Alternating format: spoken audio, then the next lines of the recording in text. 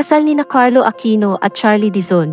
Naging maugong ang balitang ikakasal nga ang dalawa, subalit walang nagkumpirma nito, hanggang sa gumulantang sa publiko ang kasalan, na natuloy ngayong Hunyo 9. Matatanda ang isang gabi, bago ang kanilang pag-iisang dibdib ay tinanggap pa ni Charlie ang Best Actress Award niya sa Gawad Urian para sa pelikula nila ni Carlo na Third World Romance, na ibahagi ni Alexa Ilacad ang isa sa mga mahalagang bahagi ng kasalang Carlo Aquino at Charlie Dizon.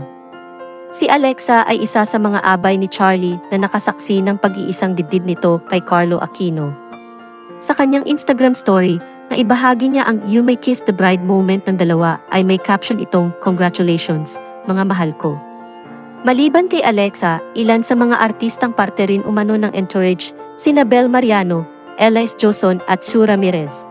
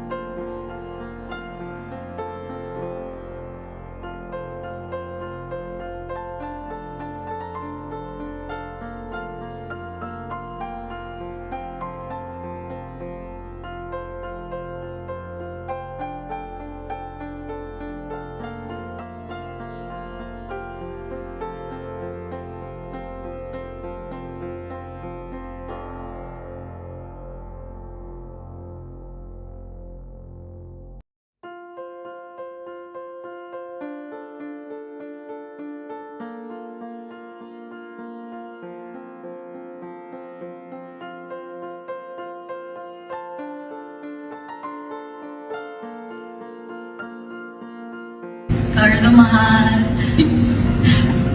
Before kita na-meet, I was just enjoying my life, my career, and my friends.